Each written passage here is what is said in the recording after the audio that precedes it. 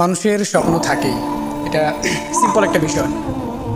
তবে এই স্বপ্নটা যারা মধ্যবিত্ত তাদের ক্ষেত্রে হয়তো সবসময় পূরণ করার সামর্থ্য থাকে না। আসলে স্বপ্ন এমন একটা জিনিস যেটা মানুষকে ঘুমোতে দেয় না। এখন আমরা আবার অনেকেই বলে থাকি যে স্বপ্ন হচ্ছে ওই জিনিস যেটা ঘুমিয়ে দেখা নয়, বরং যেটা আমাকে ঘুমোতে দেয় না। হ্যাঁ, অনেকটাই এমন, ঠিক আছে। তবে মধ্যবিত্ত ফ্যামিলির সন্তানদের যে স্বপ্নগুলো থাকে, অর্থাৎ আমাদের মতো সন্তানদের যাদের স্বপ্ন থাকে, সব ক্ষেত্রে হয়তো সেই স্বপ্নগুলো পূরণ করা সম্ভব হয় না, যেটা ধনীর দুলালরা পূরণ করে থাকে।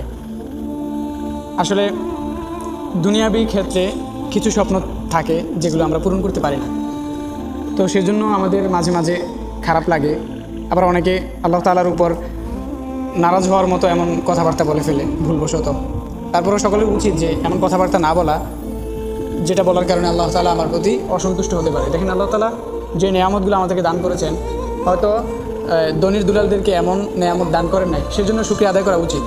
তো আসলে আমাদের যাদের এই স্বপ্নগুলো আছে, তো সকলে হয়তো সেই স্বপ্নগুলো বাস্তবায়ন করতে পারে না, বেশিরভাগ ক্ষেত্রেই পারে না। কারণ মধ্যবিত্ত ফ্যামিলির সন্তানদের এই যাবতীয় দুনিয়াবি স্বপ্নগুলো পূরণ করতে হলে টাকা লাগে, প্রচুর টাকা, যেটা মধ্যবিত্ত ফ্যামিলির সন্তানদের ক্ষেত্রে কম থাকে। অর্থাৎ তাদের কাছে টাকা পয়সা কম থাকে, কারণ তাদের চলাফেরাতেই কষ্ট।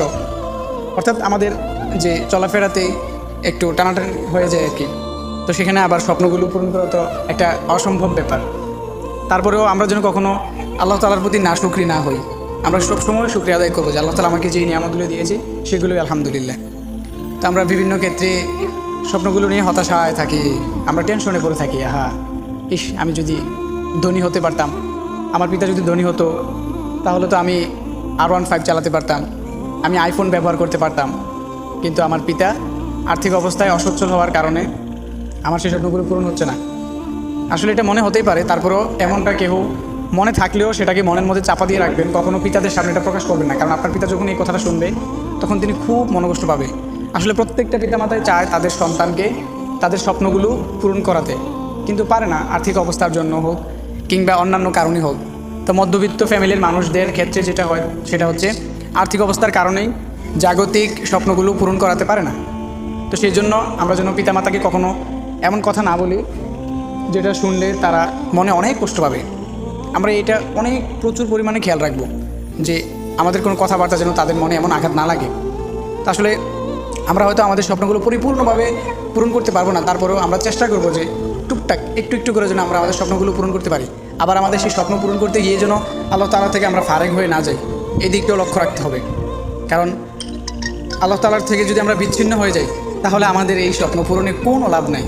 কারণ দেখেন, দুনিয়ার মানুষ প্রত্যেকেই পরিবর্তনশীল। আপনাকে কেউ ভালোবাসবে না, দুনিয়ার কেউ আমাদেরকে ভালোবাসে না। যতজন মানুষ আমাদেরকে ভালোবাসে শুধুই স্বার্থের জন্য। আপনার যখন আর্থিক অবস্থা অনেক ভালো থাকবে, তখন দেখবেন আপনার এই দুনিয়াতে বন্ধুবান্ধব অভাব নাই। কিন্তু যখন আর্থিক অবস্থা খারাপ থাকবে, তখন দেখবেন বন্ধুবান্ধব কেউই নাই।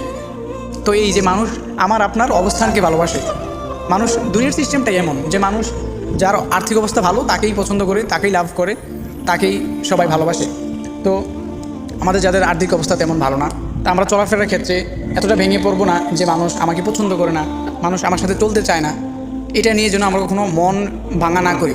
সবসময় সচল সন্তুষ্ট থাকতে হবে এবং নিজেকে কমফোর্টেবল রাখতে হবে। কারণ আমি যখন নিজেকে কমফোর্টেবল রাখতে পারবো, তখন আমরা